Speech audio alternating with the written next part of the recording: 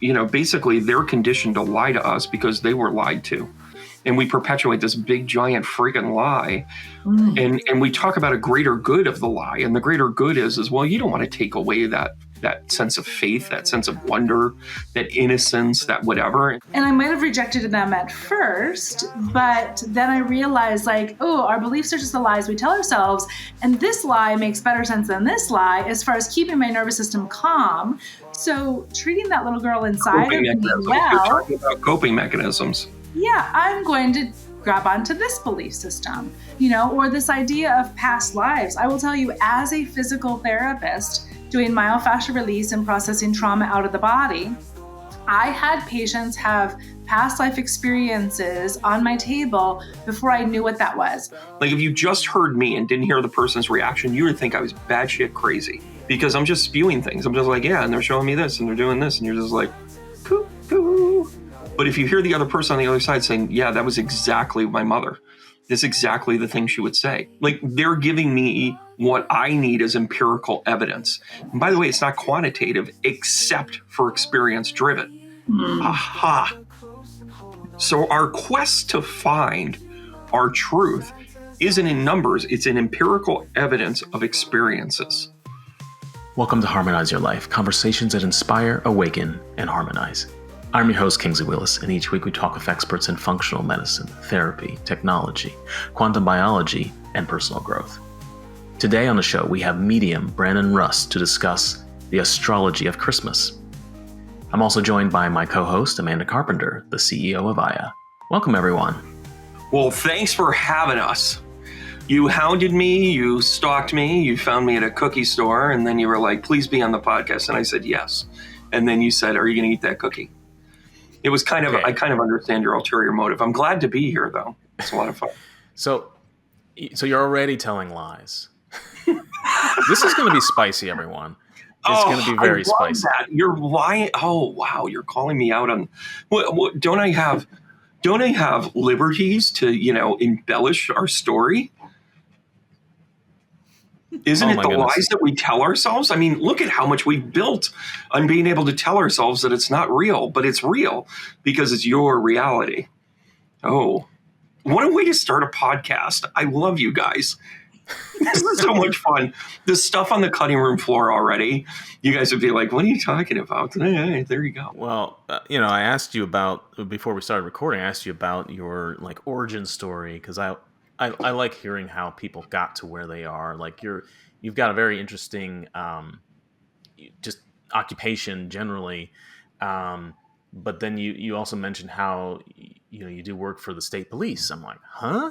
And and then you also mentioned when I asked about origin, you're like, well, and I'll segue to you. Well, I mean, I don't know how much time we have, but I started out as a zygote. I grew from there. I doubled almost daily. And then from there, I had to take a window, not the front door. That's a C-section joke. And then really kind of developed. Well, it's funny. A lot of mediums want to tell their story. I mean, I told my story in my book. Funny you should say that, because I realized I had all of these gifts.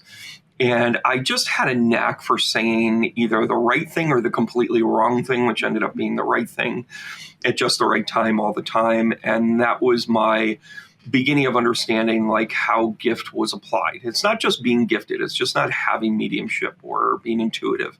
You have to figure out how to use it and how to work with it.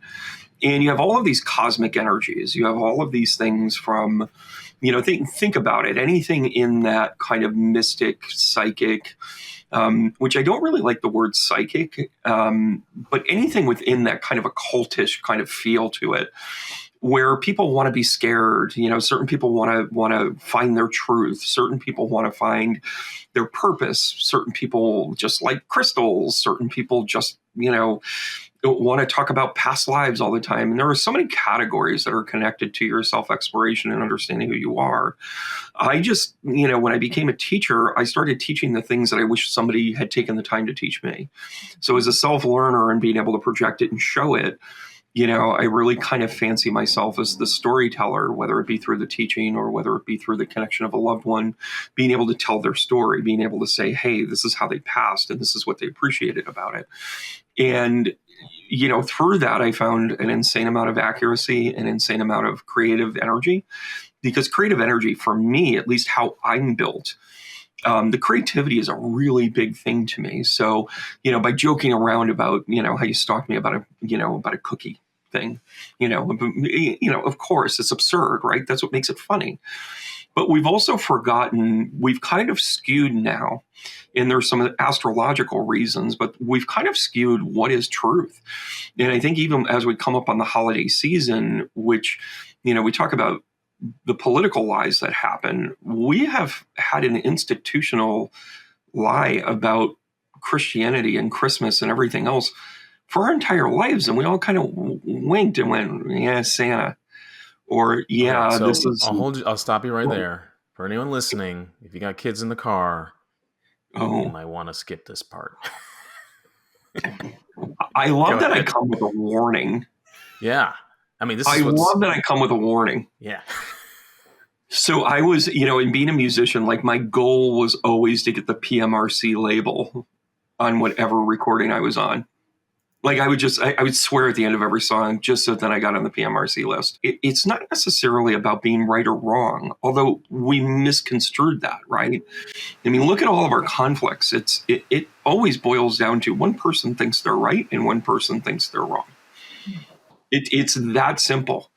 And when it comes to, like finding our truth, I mean, that's why I did such a deep dive into astrology, to help me understand it. I heard, people talk about Mercury retrograde and, oh, it's so awful and it's bad. It's only awful if you're not prepared for it. It's only awful if you don't like change. It's only awful if it doesn't, if you don't embrace the idea that maybe you didn't do it right. And if your ego's in check, then you're like, oh gosh, I'll just make it right this time. But if your ego isn't in check, oh my God, Mercury retrograde's a doozy this time. Well, it's always a doozy. It's doing what it's supposed to do, and you can't blame that. You have no idea where to take this now, do you? Really? What? Yeah. Kingsley, I read people for a living, and that glaze and that glare is pretty fantastic. You know what I appreciated about our conversation? This is a little insight for anybody that's, you guys are following this podcast with Amanda and Kingsley. And Amanda, you and I have a mutual friend that said, oh my God, you guys got to talk. Like you should hear the two of you talk. You guys should hear the two of you, like you're always kind of like landing it. You're like, it's not so good. Things are kind of troubled, but look at this, you can do it. And that kind of positive mindset is the work. Like to me, it's the work. The work comes in when you say, oh gosh, the cards are stacked against you. The energy's not working for you or whatever. That's where you find identity. You find identity when you go, oh my gosh, I go ahead and do, whatever it is that I feel like I'm meant to do. And we explore these things. We explore shamanism. We go on retreats. We take time for ourselves. We journal. We do all these things. And what is it for, aside from our own expression of like where our souls are kind of bringing us, which is why the whole, religion lie is a challenge. And by the way, I think religion is actually really good for most people because that's what they need. I would not know how to be a good person if I wasn't born and raised Catholic. But that doesn't necessarily mean that I have to subscribe to everything Catholic anymore, because you evolve. You say, oh, okay, that's one thing. That's one pursuit of happiness. And then when you do a deeper dive and you begin to understand the world religions and everything else, it's all about what you let in, what you allow in, and what you are willing to assimilate. I can't tell you how many times people will be like, oh, I watched this documentary on something, which is a good start. But then they're like, yeah, I don't subscribe to any of it. Well, you didn't let anything in, right? So anyways, Kingsley, where do you want to go with this? Yeah, well, you started talking about Mercury in retrograde. Well, first it was the whole Christmas thing. Then it was Mercury's in retrograde. So maybe let's go back to the Mercury in retrograde thing. Because Amanda and I just talked with someone else about listening to your inner, not necessarily your inner child, but your inner voice or your inner critic. And I'm curious to get your take on that because, a lot of it is the way I approached it is just like, okay, I'm hearing a lot of negative self-talk over here. I'm just looking over to this shoulder where the Yeah. who is Whatever's on your sitting. left shoulder. I get it. Is it the left shoulder? I don't even know. No. But you hear that inner voice, that negative Sure. self-talk, and so how do you deal with that? Well, for me, it's, and again, I can only answer this on being me, because this is the only one that I really truly have my memory with. And it's the only person that I know for sure. My inner monologue is quite often, spirit guides. A lot of my journey was sorting out, am I hearing what's going on with you? Am I hearing what's going on for me? Am I understanding that? So once I had to kind of sort that out, that's when things started taking off, because then I'm like, oh, that's what I sound like. I sound like that, it is a particular sound when I'm talking to myself, and that self-doubt and that sort of thing. I think self-doubt is actually our way of holding ourselves accountable. And when you strike a balance of going, is this okay? It's kind of like you can paint a picture. And until you step back and you go, okay, this works, or what else does this need? Or what is this work in progress? The inner monologue, I think we often hear this negative speak because we are surrounded by negative speak. We're surrounded by disappointment. We're surrounded by we're built up into the creation of an illusion. Whether it's the illusion that society will put forward to us, everything from the American dream to the, religious to whatever. Insert whatever has disappointed you. And your inner voice might turn into like the Siskel and Ebert of everything and just pick everything apart because you were fooled once. And that's the type of energy that, like, when I pay attention to astrology and popular culture takes stuff over, and I find myself correcting things all the time. Like, Mercury retrograde is not a bad thing, but everybody talks about it as if it's like the most dastardly thing ever. Well, if you're not prepared for it, of course it's dastardly. You are unprepared, and therefore your car breaks down, your refrigerator stops running, you send the wrong email, you say the wrong thing, anything to do with, technology and transportation, but if you're up on it, guess what? You're like, yeah, it's another Tuesday. You don't lose sleep over it. But that inner critic, that inner monologue is meant to help you get better. So you've got to have a relationship with it, but you also have to draw boundaries with that relationship, even with yourself, to be like, listen, I see the negative, but I'm trying to paint, a masterpiece here. I already know it's not a Picasso. I already know that it's not going to hang in the Louvre. I need it to be an expression of what I'm going for. And all of a sudden you tailor the bar to meet where you're at. And isn't that really kind of the key with every relationship, is to meet things where they're at and not have expectations? Like, then inner critic is like, well, it's no Picasso. And you're like, well, I'm not Picasso. All of a sudden the bar changes. I love that. So I want to get back to your journey. When did you know? When did you know that you had these like gifts? And maybe you could describe what the gifts are.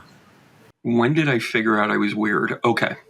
So, and by the way, there's some balance in thinking that you're weird. And by the way, every kid thinks you're weird, right? You haven't, first of all, we are social creatures. We are not truth-seeking creatures. So as a kid, me dropping truth on the regular was like not accepted. Like, I had a hard time getting picked anything but last on every sports team. And it wasn't because of talent, or so I tell myself, right? Remember that self-speak? Like, oh yeah, I can hit this jump shot from 40 feet. Like, come on. It's 40 feet. What's 40 feet? Anyways, see also why we lost the championship game. But anyways, so for me, discovery has kind of been an evolving thing, but I saw it as I needed to.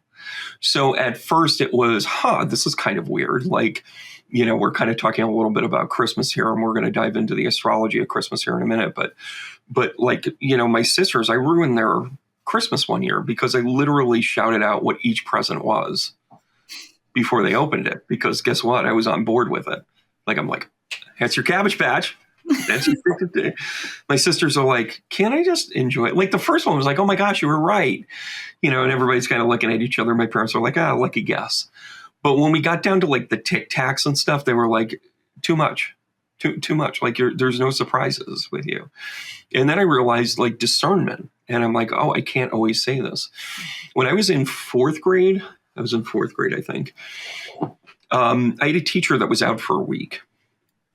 And she was out. We had a substitute teacher. She came back in. And for whatever reason, I walked up to her desk and I said, Mary Ellen is really happy that you're back in class. And she's your favorite teacher too. And you're my favorite teacher. I mean, how old are you when you're in fourth grade? 10, give or take. And can you imagine a 10-year-old, coming up and saying that to you? Well, she bursts into tears and runs out of the room. And I'm like, I thought I was like giving her comfort. I thought I was encouraging her. I really just wanted to let her know that, she's my favorite teacher. And for whatever reason, I said, Mary Ellen. Next thing I know, the principal's pulling me out of class. We're sitting on a conference call with my mom. And, and by the way, I aptly titled, to represent all the nuns in my story, Sister Mary Knucklepants. So you can figure that out anytime you want. They were not key on fashion, but they always wore this kind of polyester nylon skirts or pants, and it was awkward. Knuckle pants. Anyways, so she gets my mom on the phone and she says, I want to understand why your son just thanked Mrs. Danner for being her mother's favorite teacher and wants to welcome her back into class when she buried her last week. So here I am delivering a message and not even realizing it was a message, that she was happy that she was back in class, but in her mind, she's still grieving because she buried her the week before. It's the reason why she was out of class. So things like that would happen to me all the time. And here I was getting scolded. My mom's like, what are you doing? Like, don't talk to anybody. She was trying to like push it down. She was trying to say like, hey, that's not normal. I have a nun sitting there going, you're nothing but trouble. And she looked at me as if I was like a demon spawn. I mean, I was, but, not for that. Right. No, the reason why I was a demon spawn was because that very same year I dressed up like a pregnant nun. To school? For Halloween, yeah. And then in the middle of the entire day, I pulled out the pillow and I said, it's a boy. Anyways, that was just my own critique on Catholic school. You guys think you had it easy. Here it is. Well, I also went to Catholic school, but I'm not going to get into that. Did you ever get a chance to dress up like a pregnant nun? No, but like the last time we spoke, you said something to me like, no sleep till Brooklyn. And I was like, what? And then I had all these like flashbacks. I was like, the last time that I performed that song was actually at my 5th grade talent show in the Catholic school. So it's so weird you said that. I was like, that's weird. Oh, Beastie Boys just went right over their head. And it was like we need to stop this. It was diversity because it was three Jewish kids rapping. we were able to. Yeah, well, they did any research. It's funny though, but it's amazing to, so you're giving me some validation that whatever it is I said made sense to you on some level. It resonated with you on some level. And that to me is kind of like the greater kind of cosmic challenge here. Like, what's our purpose here? What are we doing here? You and I were meant to meet. And by the way, we had a false start out of the gate because we were like, oh, we'll schedule this. And then Amanda, had connection issues. And we were like, oh, we got to reschedule it. And then we all got on the page. The connection was great. And instead of filming it, we just hung around and shot the breeze. We got to know each other, and it was like that healthy human connection that to me at the end of the day is really what this is all about. It's not necessarily being right, but I have to tell you that in my lessons I had to learn that it wasn't about being right, because sometimes I would deliver a message and I was flat out wrong, but that message was critical. I had a woman and her daughter come to me, and she had a really aggressive form of cancer. She had a Ewing sarcoma, and she'd already lost a half of her foot, her leg. And I said, listen, they're sharing with me, you're getting up on that horse again, you're going to ride again, you're going to write, you're walking down aisles, you're doing things that are for you. And I presented that to her, and she passed away 3 years later. And I'm like, boy, did I just moonshot that and miss it. And I remember writing, I usually talk about this in the book too. I'm not plugging the book really, but it was an important story to my becoming. And I reached out to her and I said, mea culpa, I am sorry. I got that wrong. I might have given you false hope, and that was not my intention. And for me, the comeuppance of me was I needed to learn how to do that, because I had been skirting and by the way, I think it's BS when mediums are like, well, it's what spirit gave me. Well, it's, you get what you get. There's an imperfection of this. There's a lot of escapism in mediumship, and I call BS to it. And for me, it was really important to have that accountability. So I reached back out to her, got a cup of coffee. And at the end of it, she said, I really appreciate that you're saying this, but I think back to that time and everybody was about to give up. And you pushed us to not give up. She got back on that horse. She wrote a bunch of journal notes that I go through all the time. She left me a legacy because of that. And she goes, you might have gotten the read wrong, but your impact was incredible. Ta-da. Yeah. So like that that's, but I was willing. But listen, I could have very easily shrugged my shoulders and I didn't get that right and not really try to learn from it. Like I said, we are a social creature. We tend to want to just fit in, and then we dismiss it. Mediums do it all the time. They're like, oh yeah, well, it's their energy, it's my energy, it's that sort of thing. And all those things are true, but to not have accountability in it, to me, my growth was in the accountability of that situation. It's a thing. Yeah. Right? Yeah. So, okay, Brandon, tell us, how did you meet Amanda? Like, how did that all happen? I told you, the cookie store. Like, she was like knocking it out of my hand going, don't you want to do this? Well, I think we met at a circle, right? We did. It was a sound healing circle. Yeah, that was the first time we met. And I remember being in that sound healing circle, and I wanted to let out this primal scream, but I'm like, nobody knows me yet, and I don't want to scare anybody. So like, and it's not like me to not be authentic. But I was like, yeah, we're talking about this discernment, right? Sure. Of like, what comes up versus how do we act on it? Like, what is right, what is wrong, and that's an example that Brandon just gave us of like, he was wrong, but like if we redefine, but he was right. So it's like, what's the highest and best outcome for the situation? Right. So when it came to letting out that primal scream, like on the surface, it might've been like, okay, I didn't honor my authentic truth. But at the end of the day, there was my humanness or, maybe it was the energetic side was reading that like, no, there's something like, just hold this back. Right. So, the whole idea of right or wrong is something that I'd love to dive in deeper, because it's all about perspective, and there's a little exercise I love to take people through. Let's try it right now. So take your index finger and put it over your head and start drawing a circle that's going clockwise. So your circle is going clockwise. Once you're sure you have it going clockwise, move your finger down below your chin. Keep your circle going clockwise. Move it down below your chin. And is it still going clockwise when you're looking down on it? What direction is it going? That would be counterclockwise. And by the way, what a great lesson in astrology. Right? So it's all about perspective, right? So if I'm looking at one thing, in one way, it's all, how are we looking at it, right? So it does come down to this, like when we're experiencing something, how do we honor what is our own authentic truth? What is truth?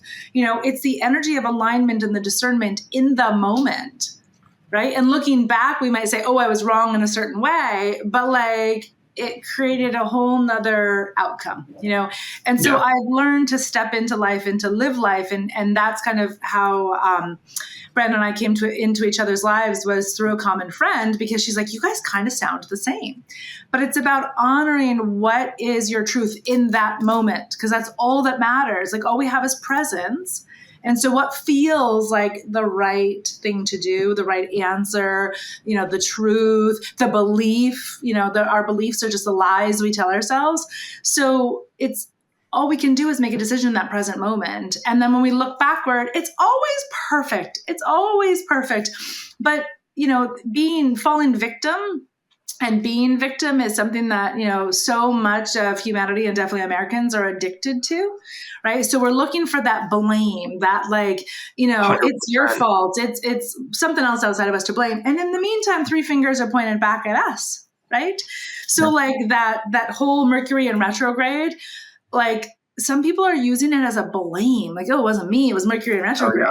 Right? It's the projection of self and lack of accountability. And unfortunately, we've really been missing leadership in this world and in this country. And that's why, life coaches have become such a thing, because they show a personal accountability. Mm-hmm. And by the way, one of the first steps of accountability is saying you screwed up. Mm-hmm. It is just one of those things that, anybody that's worth their salt that might do any of this work is literally going to come in hot and be like, so there was a time that you might have met me that I was not really at my best. And if that's the only thing you know about me, of course I'm a jerk. Mm. And, that's one of the things that I've really struggled with, because it was almost like I was being held to a higher standard, and I get it to a certain degree, but I was also not allowed to be human either. It was like, you need to be this robotic kind of example of things. And meanwhile, I'm kind of like, no, this is spinning in a different direction, and I need to see what this means to me. And then all of a sudden it's like, well, so what you're saying is that you changed your mind? I reserve the right to change. I reserve the right to collect more information, to be discerning in this, and deciding which way I'm meant to do with that. And if that changes my belief system, and changes my belief system. But we're so conditioned to judge, because judgment is a right or wrong, and you want other people to agree with you. It doesn't take you long on social media to see the people that don't have a lot of intestinal fortitude when it comes to their opinion. They want to have people like them. They want those likes. Social media is designed to make people be more broken and feel less attached. It's designed for that. It's not designed for unity or connection. It's designed for the social pack mentality that we get perpetuated on it. So when Amanda figures out that my perspective might change, it's like, well, Copernicus, so what you're saying is the sun is the center of everything, right? And you get shit shamed for it. I mean, shit shaming is like a subdegree now. And I don't mean the swear word part of shit shaming. It's exactly what it sounds. It's like, well, I'm going to discourage you from doing that. And people are so parochial that they only think that their truth is the only truth in the world. Class where I talk about ancient civilizations. And I definitely have a little bit of a flair of, we talk about things like giants and Nephilim and off-planet stuff, because there's a polite hint of that. While we don't know it, we need to keep it in the forefront of the question, right? But the one thing that comes through, there was this, during World War II, there was an archipelago that was in between Australia and Japan. And in this archipelago was where the U.S. dropped all their supplies. So they were, this is where they kept their rations. This is where they kept, fueling stations. If you think about it, between the U.S. and Europe, it's like the Azores. It was basically the same idea. So what would happen is that they would drop all these supplies, and to keep the natives happy, they would give them food. They would give them rations, right? Well, there's no sophisticated communication. There were no governments to shake hands and make deals with. They just assumed it, and they put in their tarmac, and they landed and they took off. And then to keep the peace, they would go and meet the natives. And it was called the John Frum movement. And you're like, that's kind of weird. Well, they called them John Froms because every single time they would introduce themselves, they'd say, like, I'm John from Chicago. I'm John from New York. So these natives only learned English because of how they were introduced. John from, John from, John from. Well, after the war, they turned around and like abandoned them. They were like, we don't need these guys anymore. We don't need to land in the middle of the Pacific Ocean, refuel our planes. We don't have to give them rations anymore, whatever. Well, then all of a sudden, their codependency started to starve because they didn't know how to take care of themselves anymore. Because the John Froms would come and just drop them 6 months worth of supplies. 2 years later, they were like mad. They were upset. They were lost. So they were literally building straw planes and then lighting them on fire to get the attention of the John Froms so they would drop more supplies. How is that any different than any other religion? That we're begging for the attention, the forgiveness, the seeking, the acknowledgement, the savior mentality. We have a codependency with religion and faith. And then we look to that to save us. We look to that to be like, explain why it is that it's all of a sudden going in reverse. My reality's blown up. I have faith. You don't have faith. You lack critical thinking skills. Faith is something different. And I'm not saying faith is bad. Faith is something that you say, well, I don't know it yet. I haven't quite explained the missing link yet. I haven't quite understood how we got on this planet yet. But I have faith that we'll figure it out. I have faith in a creator. I mean, at the time being, there has to be a mastermind to all of this. Now, I'm going to question some of their practices and how they went about things, but to think that there's some other plan, this cosmic plan that we give our power away to, maybe it is just random chance. But I can't say for sure until I get there, but I'm going to have faith until I see it. And in the meantime, it's this conditioning that we allow ourselves to feel comfortable. And until we change our perspective, and once we do, Amanda, I love that example because you literally blew up somebody's belief system that only looked this way. And then you're like, well, have you ever looked at it from a different positioning? Astrology as a whole is actually that positioning. Your personal astrology would be completely different if you were born on Mars. Think about that. Mm-hmm. And it's only 4/10 of a light year away. You can get there in a matter of about 4 years. And an efficient. We're going to be there next year, apparently. So I'm curious. You just said your astrology would be different. So for someone who maybe knows about astrology, explain it to us. So how long is this podcast? What are you talking about? Yeah, right. Well, the kids might need a bathroom break. All right. Well, astrology has actually been the backdrop of every faith formation ever written down, whether you want to recognize it or not. The Hindus believe in an off-planet Ketu. You have Muslims that were following the stars. They were all astrologers, which they put the negative prophetics on things.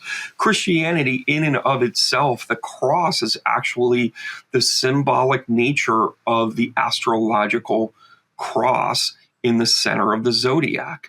That is the representation of it. And when you talk about this, and Zeitgeist is a good movie to kind of like get an introduction to it, but there's a deeper thing to this because the entire Bible is actually an astrological symbol. It's everything from going from the time where we had to symbolically move from one age to the other. And I'll give you the example. We had to, deny the golden calf, which is the age of Taurus. And then in procession, we went into the age of Aries, where we sacrificed the lamb or the ram. And then when we moved into the age of Pisces, it was representative by the sun god Jesus, who was representative of the two fish, which is also Pisces. And they were like, oh, he's a fisherman. Well, why do you think he was gathering fishermen? We were in the age of Pisces. And then we've already virtue signaled to go into the next age, which is the age of Aquarius, because you will come to the edge of town where you will see the water bearer in the house. They were literally saying the house of Aquarius in that moment. And by the way, interesting enough, in that, by the way, guys, I have a degree in religious studies, so I'm not just talking out of my ass here. I'm not just a rabbit hole YouTuber. But even in the Bible, it appears in Mark, I believe, and even when he comes to the edge of town with the water bearer, it is during the persecution of Jesus. It is when Judas is betraying him. So it is actually talking about the betrayal of our current, or the demise of a current religious system as we move into the age of Aquarius. Pluto has moved into Aquarius, and that is the first sign of the age of Aquarius. So, of course, you see this betrayal and the questioning of Christianity right now. It's actually a really deep psychology to it, because what you're seeing in the world right now is a reaction to the codependent breaking away. The age of Aquarius is actually symbolic of you becoming personally responsible for all of your actions. It is taking personal accountability. And that doesn't mean we can't co-create. Like Amanda, Kingsley, and Brandon will still get together on these podcasts. But guess what? Kingsley's got to do his part. Amanda's got to do her part. Brandon's got to do his part. When we get together, we kick ass and take names. Whereas once upon a time, collaborations might have been like, I'll do this for you. I'll do that research for you. I'll get that graphic for you. But instead it's changed. Amanda's going to take care of her stuff. Kingsley's got his stuff. Brandon's got his stuff. And it becomes a different way of thinking. It's tied to religion. And if you get stuck in the old ways, you're like, I don't want to lose it. And that's where you talk about personal redemptions and, all of that other belief system, where the reality is you're just doubling down on your codependencies. Uh-oh, things just got real, didn't it? What?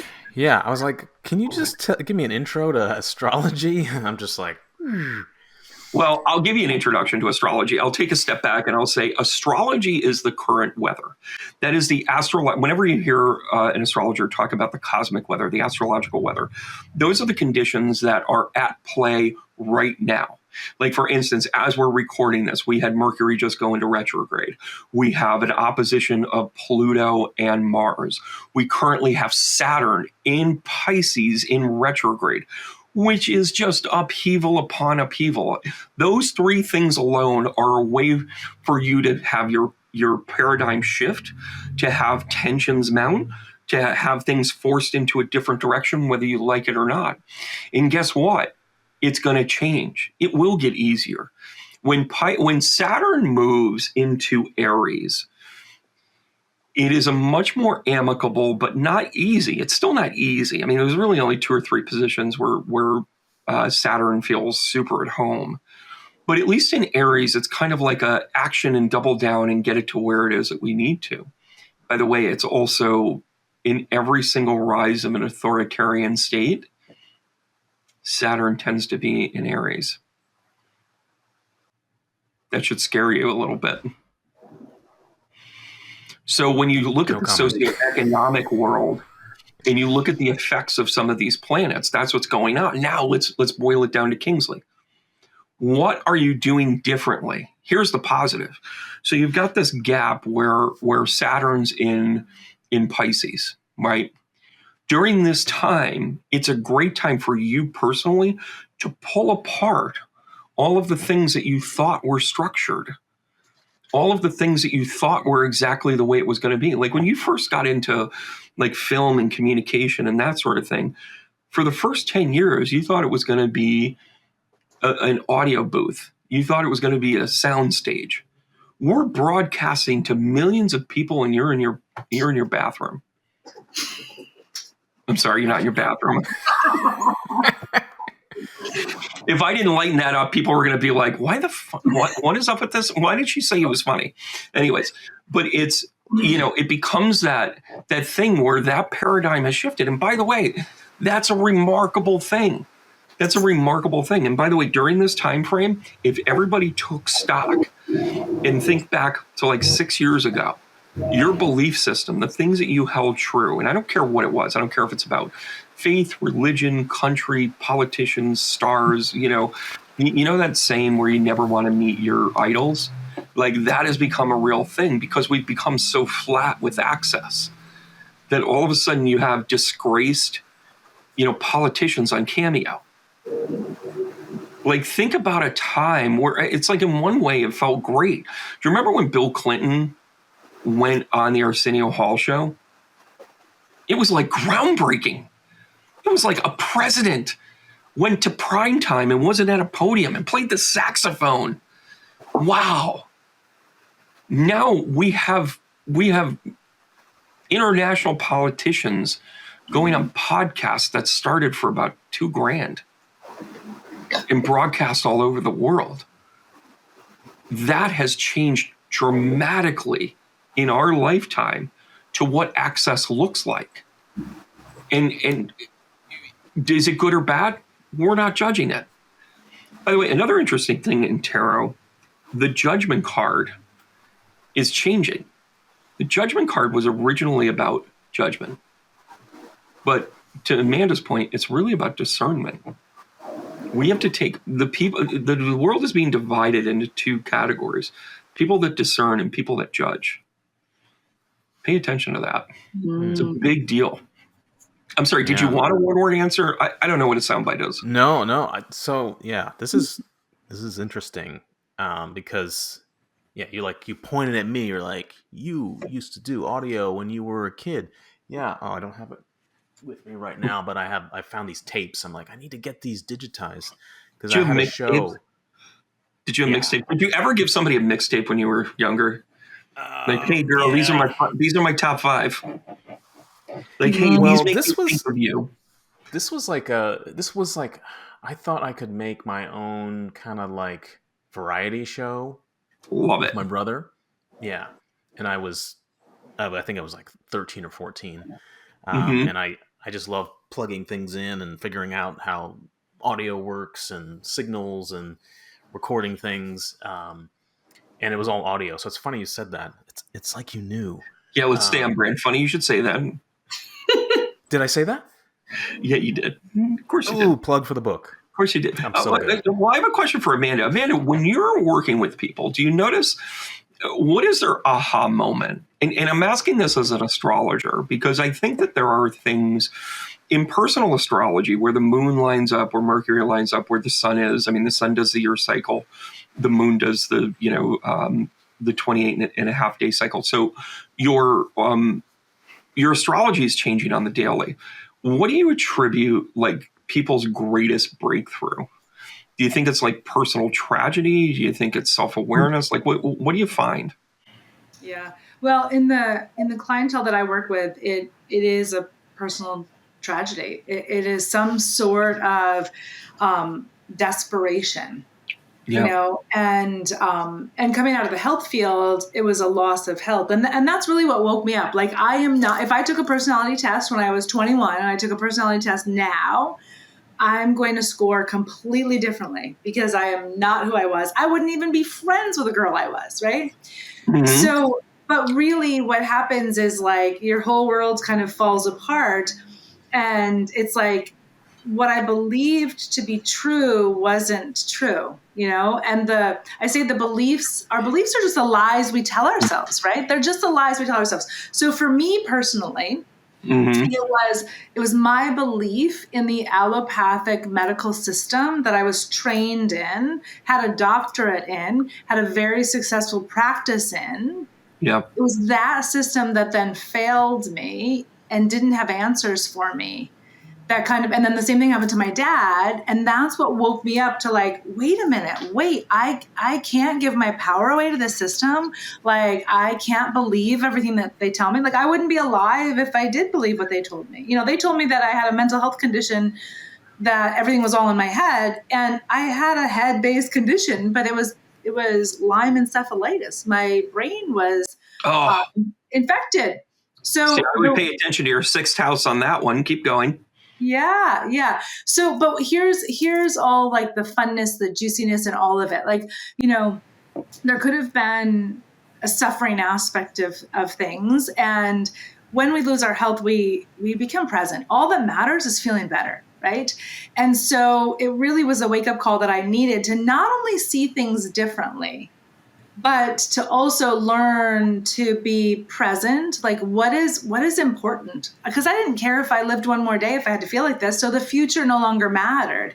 It put me in the present moment, and until then I had a really hard time staying in the present moment because I didn't want to feel what was inside of my body, right? I didn't want to feel all of the feelings and the memories and the emotions and all of that. So to just project myself into the future was my way of, it was my addiction, to work. So, and I would say something very similar to all of my clients is there becomes some desperate moment related to their physical body. Yep. That causes them to start to have faith in a different way. So there's faith in a knowing, and there's a faith in throwing caution to the wind because I don't want to change my beliefs. So I'm just going to tell myself that this system is going to save me, even though there's a knowing inside of me that it's not. I'm going to throw caution to the wind. So the way that I describe that is kind of like a grounded faith versus an ungrounded faith.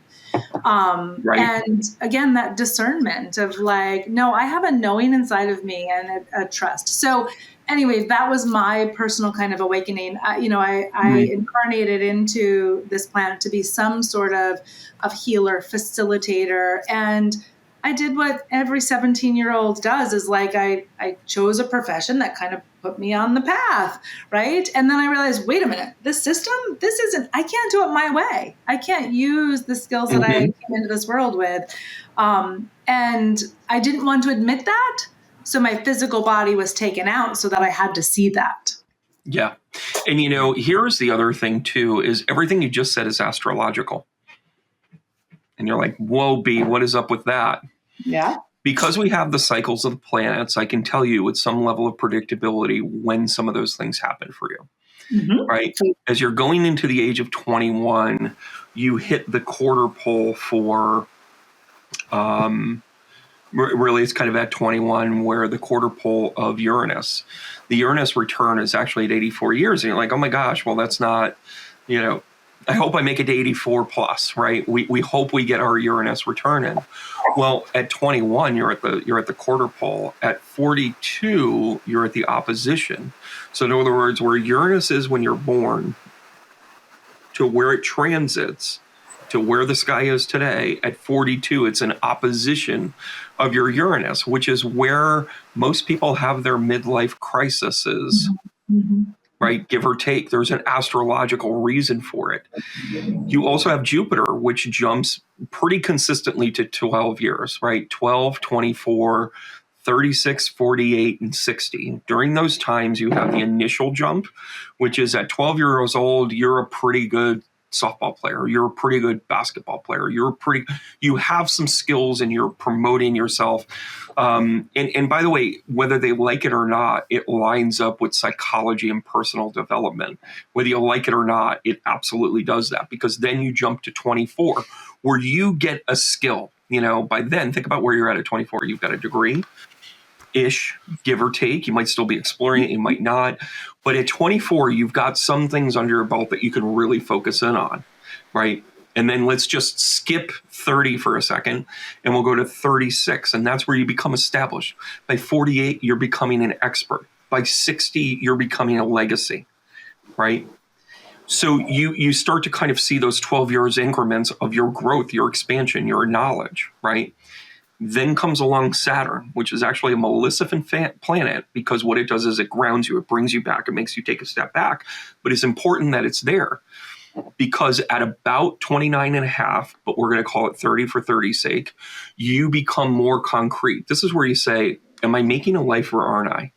2.3 kids, white picket fence. Where am I going with this? I'm becoming established. This is what I'm doing. And just following the cycle of Saturn, then you get into 60 years old, which is, what am I doing here? Am I still doing these immature things? Because now you're fully into legacy.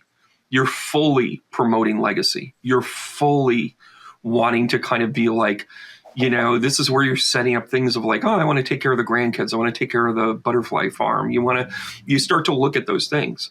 Now I'm going to point out two places in your life where it is sheer catastrophe, but it is a rebuilding of self. Between the ages of 24, your second Jupiter returns, and 30 years old, your Saturn return is what age? Split the difference. What do you got?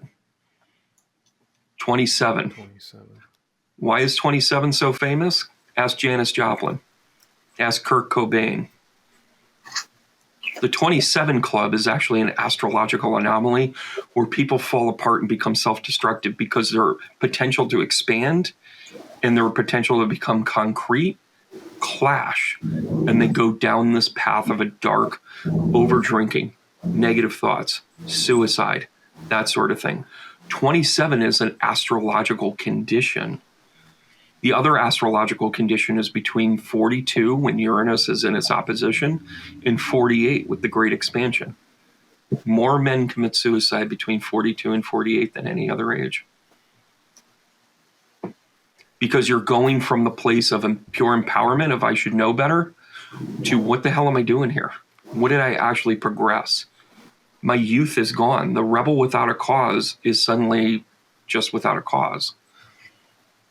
And if you start to pay attention to these things, you can actually start to build in solutions for them. You can start to say things like your astrology is going to change tomorrow. Now, those big picture things are going to be there. That's the astrological weather to you. So how do you deal with that? You're going to have some tough days. You're going to have some full moon days. And by the way, the full moon is an opposition of the sun to the moon. That's why werewolves come out. This is why, vampires reign supreme. This is why we create all of these knowledge. I know. Kingsley, catch up, will you? Transylvania, it's next year's retreat. Amanda and I are going to take everybody to a castle. I thought it was Aruba. First, we'll do Aruba. I kind of like that. I mean, Transylvania can be cold. Anyway, it's also not real, but whatever. There's Kingsley once again going, can we go to the North Pole? No. Anyway. But I want to meet a werewolf. That conversation, that dialogue about understanding astrology, I mean, I went through a really rough period in my life. I'm like, this isn't all me. This isn't all me. And I went down that blame game. It was the Catholic Church. It was my parents. It was it was this one. It was that one. No, it wasn't.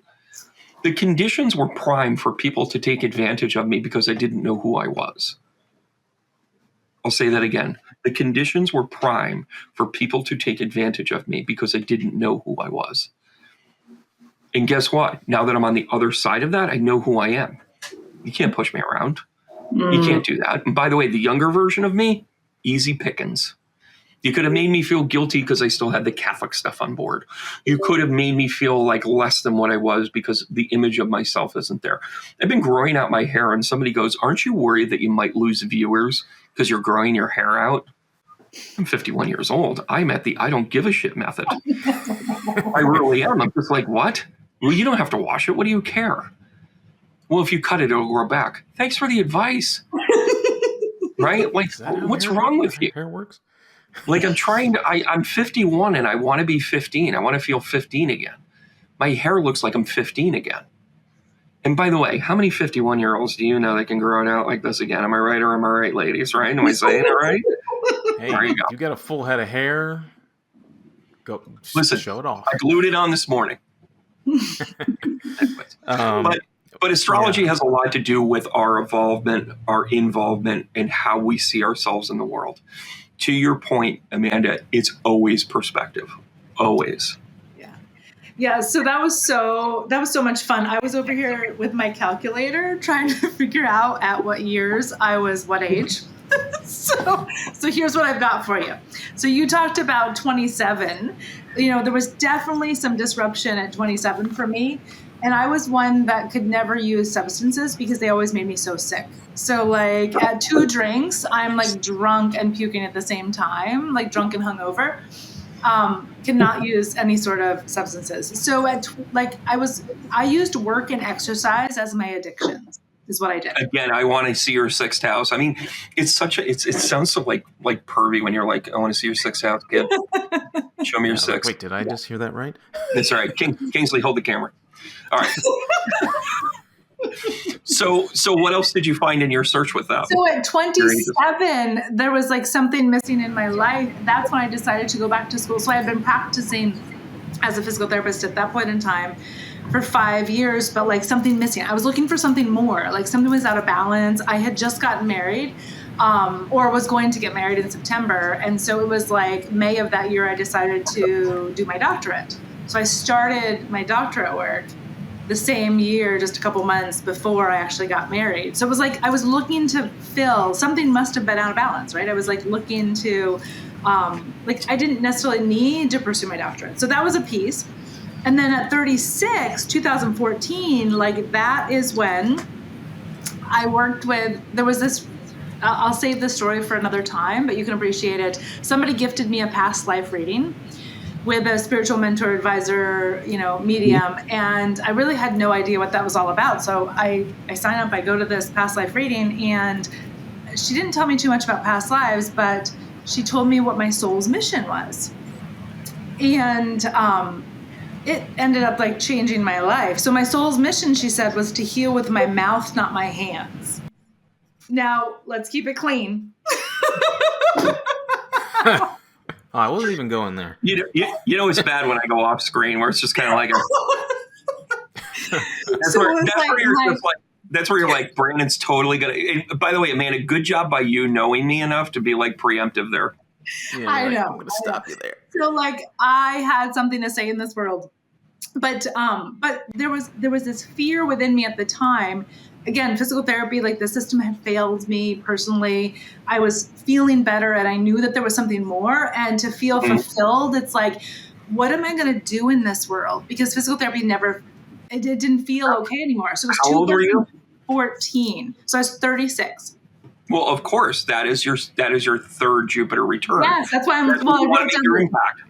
Yeah. So the impact. So that's when I started my other business. 2014? That was 2014. Yep. Okay, so we've got the same. So I'm doing the calculations on myself, but you continue. So that's when I chose to start down the path that I'm on now. So I kept Carpenter Physical Therapy and the physical therapy practice, but I started to pull myself out of the practice, and the staff kept it going. And I started the wellness side of my business, Core Health Solutions. But yeah, so how interesting. And then I'm not to 48 yet. I'm 46 now. So like, that's another big year. So we've got like, a year and a couple of months until, tell me what's going to happen at 48. Yeah. Well, you also recognize too that, at 45, and by the way, at 45 is an interesting time because that's kind of the cycle of, that's another breaking point where I, mentioned that. I hope I wasn't, kind of shocking people with that. The highest, exit rates are during those times. That 42 to 48 is where you have, at 45, you have Saturn squared to Saturn again. So you have another quarter pole there that where Saturn, and when Saturn talks to Saturn, it's tough love.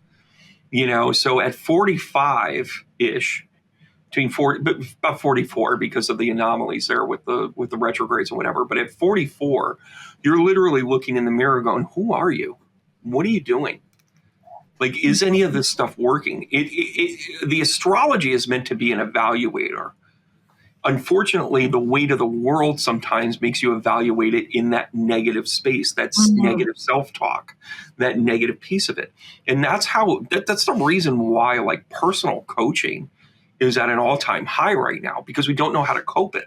Once you become aware of it, like now you're aware of it on another level, you're looking at it in retrospect. But like if I knew back then what I know right now, I would be able to kind of like conquer this a little, or at least you would have a different perspective, right? And we'll be topical for 30 seconds to plant the seed for the next topic, which is, the whole Santa Claus thing and how we fulfill Christmas is a fallacy, right? When you start to realize hold on, it, before we get to Santa, I just want to get one last I takeaway want from to that. dive into that. You red-coated mother. So you mentioned the astrology, the different points, how ages. How do we prepare? Like, what's your advice to us who are? Well, I'll be super simple. I'll be super simple, but very poignant simple. So if you know that between the ages of 24 and 30, you're going to feel like you don't value yourself and your I don't know. I can't speak for every situation, but I will tell you, Amy Winehouse didn't have the things around her to help her be successful. Her out was still that alcohol. So the preparation isn't to say, look out for this date. The preparation is being able to say, I'm going to build my life and I'm going to structure my life around things that aren't going to put me in danger's way. Right? You know, you may say, hey, today's a lucky day, but you're not going to hang 20s out of your pocket and go down a dark alley. That's stupid. You're not setting yourself up for success. But if you say to yourself, I'm never going to hang, even on my luckiest days, I'm not going to hang 20s out of my pocket and go down a dark alley. You're setting yourself up for success by creating an environment or avoiding situations. You know, Amanda brought up drinking alcohol. I'm built the same way. I mean, me drinking a couple of drinks, Spirit's just like, go to sleep. You're useless to us. Like I pass out. Like I don't even, whatever. And I enjoy a beer maybe 3 times a year. It's usually accompanied by a Reuben. But, you know, that's my route. That's me getting back to my culture, right? So the best way to prepare for that is I know somewhere around that day, I'm taking a day and I'm not going to be working on either side of it because it's not fair to Spirit. Spirit's deal with me is you can't do this on the regular. Me as a human is like, I kind of need to have a Guinness and a corned beef sandwich. Like it's a thing, right? So I prepare for it. I don't, you know, I make sure it's on a day off. I make sure that I've never understood this. I got to get this off my chest. I've never understood mediums that drink.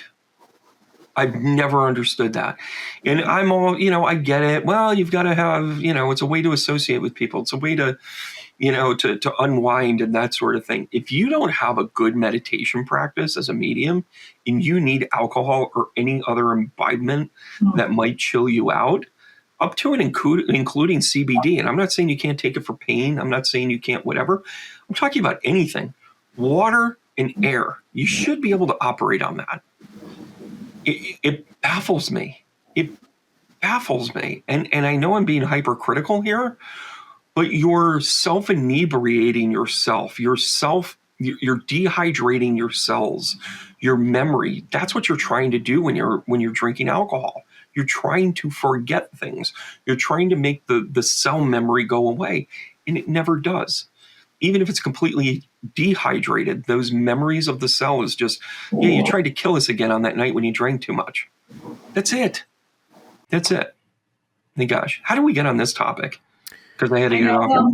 We could do a whole other topic on what we do as humans to disassociate, right? To not feel, because feeling is the bravest thing a human being can do, right? To feel those emotions that, you know, we've tried so hard throughout our life to mask. And one of the things I appreciate about iah is it's a way of bringing us home to our body to feel.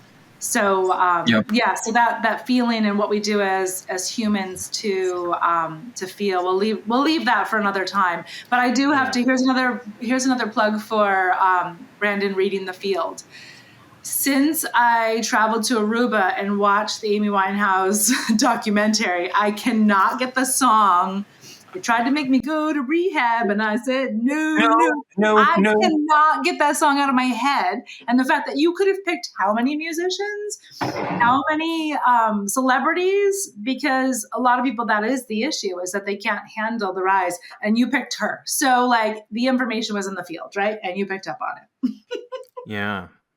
Okay. Yeah. Say that, right? Well, should we bring this home on Santa's sleigh? Sure. Since it's this oh my gosh, look at you go. Okay, listen, I need you to grease that axle, baby, because we're coming in hot. That's how we're doing it. And by the way, can we talk about the physics of Santa? Like, there's no brakes. Like, how do you stop on the rooftop? That's a short window, right? The tarmac at Albany is tight enough. I'm just kidding. I'm just making up stuff. But no, I say this often, that we are astrologically, and we as a humankind are discovering the truth about all of the illusions that we have. It is literally Christmas Eve on the age of humanity, and we're staying up late to see if Santa comes in. and we're being disappointed that Santa's not coming in. We're ripping off the truth, in the microcosm of the John Frum movement is our own faith, because it was built on a structure of, believing in things that we couldn't gain back, the codependency of thinking that something was going to come and take care of us, the idea that we were going to be, humans in existence and co-create and all that other good stuff. But what it did is it gave us a codependency. I mean, even think about you as a kid with Christmas. Like, oh, I don't have this now, but I'll have it on Christmas morning. And whether or not you had a good Christmas or not was whether or not your parents were savvy enough to pay attention to all of the clues and the hints that you gave them without tipping their hat that they were the guy in the red suit. And we're so at a place of evolution that we're starting to see that there's no man in a red suit. There's nobody that's going to come and save us. Not our partners, not our besties, not our whatever. Now, they're important to our life. They're important to see that. But, I think a best friend isn't somebody that's there when your life falls apart. I think a best friend is somebody that sees your growth when everybody else just sees your struggle. And I think that's the new codependency. The new codependency isn't, I'll do this for you. The new codependency is going to be, I see you and I see your growth. How about that one? That's not where I was expecting you were going to go, but it was beautiful. Well, listen, I could talk about how, our parents are set up in this dichotomy of they're basically they're conditioned to lie to us because they were lied to. And we perpetuate this big, giant freaking lie. And we talk about a greater good of the lie. And the greater good is, well, you don't want to take away that sense of faith, that sense of wonder, that innocence, that whatever. And trust me, with I have an 11-year-old who was really hanging on until last year. Like, he was really hanging on. He was like, did you move the elf? Did you he was right down to the core of it. And then somewhere between, last Christmas and here, and he's like, it's like their step in growth, and he's going to turn 12 here soon. He literally turned to me and was like, yeah, I kind of know the real deal about Santa Claus. And by the way, as we become adults and we look back and we hear all the stories of our mom and dad, we put 2 and 2 together and we're like, holy shit, mom and dad were working 3 jobs. So we had a Christmas. Our parents sacrificed ourselves. So the lesson of that lie isn't about it. And by the way, they gave themselves away to the lie. They're the ones that wanted to work harder so then we wouldn't know the difference. They were trying to protect us in our bubble, which, by the way, is a core component of codependency. They help us create our reality that isn't reality, our safety, our bubble. And when you're 8 years old, the only thing you cared about was that Cabbage Patch. The only thing that you cared about was that pony, whatever it is your favorite gift was. For me, it was Millennial Falcon. Kind of nailed that one, didn't I, Kingsley? Did you actually get the Millennial Falcon? The Millennial Falcon? But you wanted it. Yeah. Who didn't? Yeah. So what you're saying is low-hanging fruit. Yeah, no, I really did want it. Are you left-handed? No. But your brother is?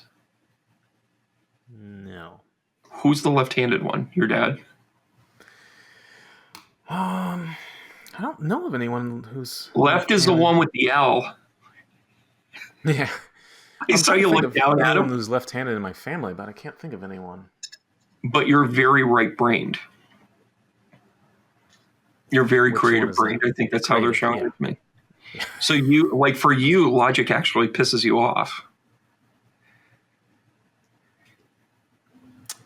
I think that I like to think that I am more like I'm pretty balanced. Like I appreciate the science, I appreciate the logic, but I also appreciate the creative side of things. I actually think I'm kind of like caught in that sort of scientific area mainly, but then there's the creative bit. because I like to explain things. I like to teach Mm, and explain, and I do that through creativity. So I love everything about that. It's interesting that you say science, because the way, and coming out of the health field, like, science, there's a foundational science of like the laws of the universe, and there's a Right. human science, and that's another lie that I realized. Like, they essentially, when I took statistics in college, like towards my master's degree and then eventually towards my doctorate and all the research, they taught me how to lie using numbers. Wow. I took that class too, and I was like, oh my gosh. They taught me how to lie with numbers so that my research would somehow support the hypothesis, right? So, like, I can't unknow that once I knew it, right? Yeah. And so, still to this day, science, it's like, who's science, right? Yeah. Like, I would choose. When in doubt, margin of error. Yeah. Yeah. Right. When in The sample doubt, size margin wasn't of big error. enough. Like, it's close enough. Horseshoes and hand grenades. Yeah. And like, even though you're like, hi, I have empirical evidence. And by the way, that has been my quest as a medium. I wanted empirical evidence because, by the way, if you've ever heard a reading from me, like if you just heard me and didn't hear the person's reaction, you would think I was batshit crazy because I'm just spewing things. I'm just like, yeah, and they're showing me this and they're doing this. And you're just like, cuckoo, cuckoo. But if you hear the other person on the other side saying, yeah, that was exactly my mother. This is exactly the thing she would say. You're actually acting like her right now. That was our kitchen. That was our whatever. Like, they're giving me what I need as empirical evidence. And by the way, it's not quantitative except for experience driven. Aha. So our quest to find our truth isn't in numbers. It's in empirical evidence of experiences. Now, do you see why astrology is suddenly so important? Because you have this unseen force that's acting upon us with consistency and regularity that people are like, oh, it's woo-woo. That's my favorite thing. When people are like, oh, that's woo-woo. And you're like, bullshit. Every revolution starts with Uranus. Every revolution starts with this containment. Every new advancement in science and technology happens with these indicators. Like when it becomes a pattern, that becomes the undeniable, like, okay, this is your empirical evidence. Well, is it a number? Is it concrete? It's a consistency. It's a consistency. And that's why we can't shake Christmas. I mean, listen, when you really look at Christmas in the United States, it is a bastion of consumerism. Like Charlie Brown had it right. Like Charlie Brown in 1963 absolutely said, this is Christmas to you. It's tinfoil trees and presents under the tree. And by the way, just to add to that, in the Peanuts cartoons, there's no grown-ups. Just like in reality, we all have that child inside of us, right? Like, who's running the show? If our nervous system is triggered, we have the ability to rationalize at the level of a 3 to 5 year old, right? And so, and we are having more stress responses as humans, like more than ever. We're designed to have maybe one every 5 days, and we're having the last evidence, which is old now, 100 a day, right? So we're living in these tunnels, and I wonder if maybe part of the reason that we're hanging on to the aspect of Christmas is we're hanging on to that sense of wonder, because we all have this amazing sense of wonder. You want the innocence. Then we're told it's a lie, right? So then this idea of woo-woo is like, what else would be true if I chose to believe that? And we're so afraid to believe because maybe somebody's lying to us, right? So this, really it's this joy and this wonder. And the other aspect of Christmas is this coming together, this community, this giving, and receiving. And it feels better to give a gift than it does to receive it, because when we're giving, we're in control, right? You also let off your guilt. That's why it always feels better to give a gift than to get a gift, because that is the guilt component that comes into codependencies. Yes. It is it can be such a challenge to receive. And when I'm working with clients, I ask them, how much could you tolerate receiving without it having power over you, right? Because of that guilt, that assumption, somebody gives me $25,000 out of nowhere. Well, this must carry some assumptions with it. Like I must owe them, or there's some sort of control with it, rather than just like, no, I'm amazing. And what I did with them, I'm worthy of receiving. Worthiness, huh? Right? Yeah. So I wonder how much, again, that, that Christmas, we talk about this, how much we're still clinging on to it as adults because we're clinging on to that wonder. Right. And like what I want to share with everybody is that wonder is available. Like that's kind of the world I think we live in, Brandon, you and I, like we have access to it anytime we want to chat, right? We have access to it just by opening our eyes. 100%. It's always available, but so many have been led to believe that it's a lie. And again, you begin to understand like my quest as a medium. I want to find that empirical data. That's why I've done over 25,000 readings, literally, where I have found 25,000 pieces of evidence. And by the way, some of them weren't my best work, but that's where things like, hey, Brandon, you stayed up too late the night before. You didn't eat chicken salad. You were, you had nothing but fries for dinner. Like those are the things that come into play, right? And if you're a work in progress, you'll begin to manage that and bring it forward and all that other good stuff, right? Well, you talk about like how your quest is in this. For me, it is absolutely embodied trying to get to the truth. I talk to dead people and I resonate with things that go on in the world and I can call BS on it in 2 seconds. And they're like, well, how do you know that? Show me proof. I got 25,000 readings where I was pretty right on most of them. And that becomes that empirical data. And I know we're kind of headed towards the end of this here, but I want to have a course correction here too. I mentioned 1962 for the Peanut Special. And I have a funny story connected to this. It actually premiered on December 9th, 1965. And when we're ready to wrap up, I'll wrap up with the story about that special premiering. But we're how do you want to wrap this up here, Kingsley? Yeah. Well, I do like that, the idea of wonder and that we have access to it. That's kind of like, as you're talking about all the Christmas stuff, which I won't say out loud because I've got kids in the house. But it's okay. You can still dress up like an elf. But it is that idea of wonder, I think, that we want to hold on to. But Amanda, you're saying we can access it anytime we want to. And I think the question is, how? How do we do it? Yeah. Well, so it's individual and unique to everybody, right? So when it comes to beliefs, we have to allow ourselves to shift our belief system. Because if I was still anchored to the belief system that I was raised with, which was also Catholic, right? My belief system would be that there's this, powerful man in the sky that wants to discipline me and can see me like in the privacy of my own home, right? He sees everything. And I'm going to beg for forgiveness. And so I'm so grateful that there were people that came into my life who I call earth angels. Like it wasn't by accident because I don't believe in mistakes. Like I don't believe in mistakes. So they came into my life to share with me their beliefs. And I was like, that's interesting. And I might have rejected them at first, but then I realized our beliefs are just the lies we tell ourselves. And this lie makes better sense than this lie as far as keeping my nervous system calm.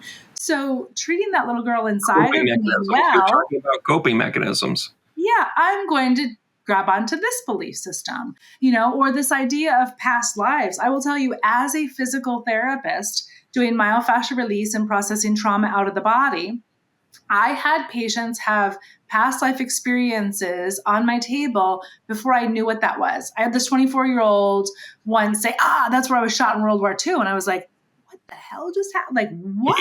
Because this was before 2014.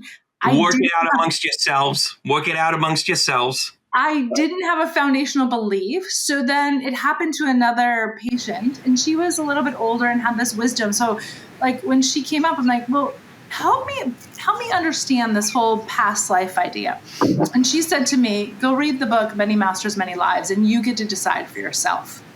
Brian Weiss. And that was the best thing she ever could have. Like I read that book on a flight that was 3.5 hours long. I'm not a quick reader. And the book was done before I landed, and my whole idea of death had shifted, and my fear of death was like totally different just by reading that book. And he doesn't tell us what to believe. He shows us empirical evidence, and we get to decide what we want to believe. That's what I love about it. And listen, I would be remiss if I didn't tell you that I am a past life regressionist. I studied under Brian, and I've done the workshops, I've done the work, I've got the certificates, I've done all that stuff. And it's interesting because when you start to pull it apart, I'm the type of student that looked at his stuff and went, that's mostly right.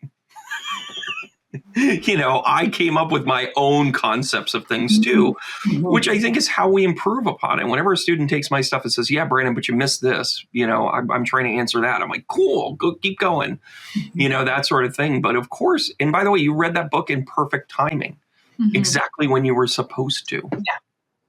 Exactly when you were supposed to. And it's funny. It's like, it's not about turning skeptics to believers.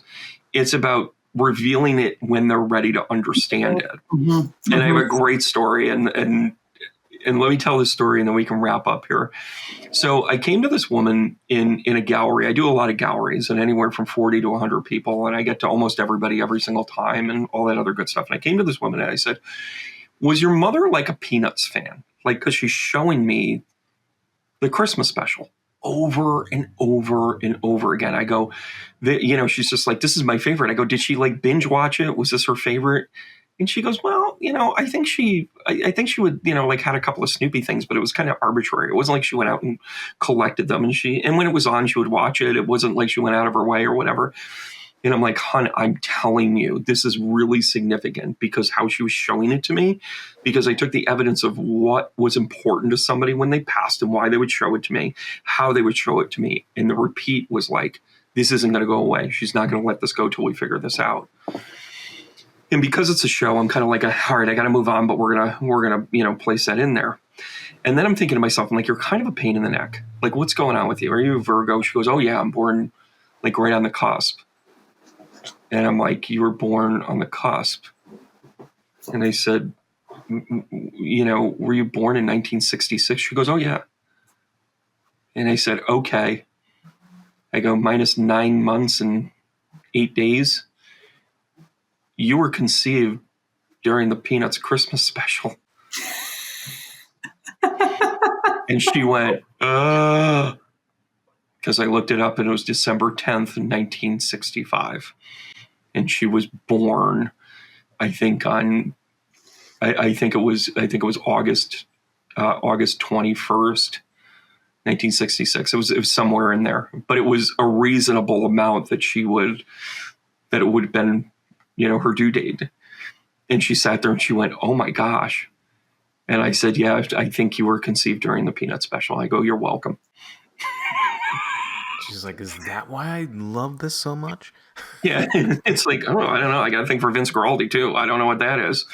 Anyways. All right, guys. Well, thanks so much for having me. Well, thank you for sharing all the things, opinions. I'm going to try to like awkwardly stop Santa's sleigh right now, or land Santa's sleigh first, then try to stop. Use salt. Halight's good. Salt? You use salt on the roof. Worse? I don't.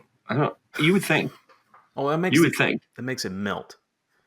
It just refreeze. And let's be honest, if we knew, think about the deception of this. They don't even tell you about what time. I mean, sure, it's midnight, but not really. Although I do love a good NORAD tracker. It's so funny you say that because it might have been around 2014, actually, when I actually animated the reindeer for NORAD for Google. So those reindeer you saw. Up. Yeah, those are. Shut up! I'm on fire over here. Yeah, and they reused them for years, and not my best work, but they loved it. Well, here's another fun fact. Between 2019, no, actually it was 2020 and 2000. I think they used it up until last year. I was the voice of Winter Wonderland when you went to Macy's and Herald Square. Welcome to Winter Wonderland. Ho, ho, ho. Oh, yeah. I gotta say, you're especially with the hair growing out, you're giving Santa vibes. Is this it? Is this it right here? I got to trim the beard though.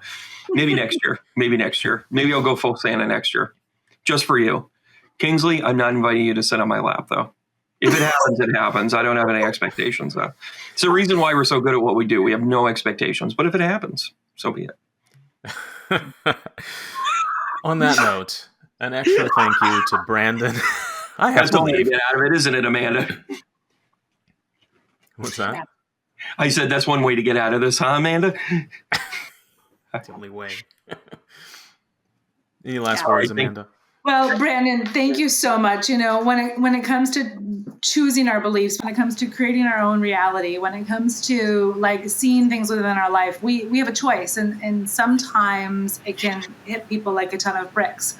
And what I so appreciate about you is you keep it so light, right? And you remind us that, like, what is reality? Like, you throw these little jokes in with some of the hard information. What I say is hard information is there's this cognitive dissonance in this state of, like, when somebody gets information that they can't unhear, their whole world changes and their whole nervous system can freeze. And you're like right there to deliver a joke to make it a bit more gentle. And 3 weeks later in the shower, they're like, oh, that's what he meant. And their whole life changes in a positive way. So thank you for the joy that you bring in this world, and spreading all the work that you're spreading and helping people to tap into this sense of wonder that both of you and I know is available to all of us. Life doesn't have to be a struggle or difficult, but we do have choices, and we need to be responsible for the one in the mirror. And we all really need to start loving the one in the mirror. If we start with this, then we all can come together collectively. So thank you for the work that you're doing to help people honor that one in the mirror. Happy to be part of it. Thanks, guys, so much. I'm going to give you guys my heart top. Thanks for having me, and remember to keep going. Take care. Bye-bye. And I'm going to figure out what you meant by left-handed. 3 weeks later in the shower, he's going to be like, that's who it was. No, I think it's a creative thing. I think it's how your brain works.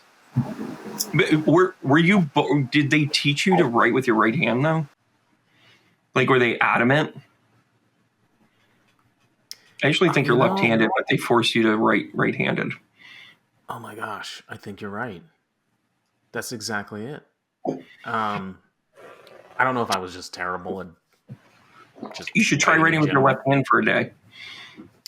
Yeah, I've heard that's a good thing to try. I tried brushing my teeth with my left hand for a few days. That was kind of Keep going. You're onto something.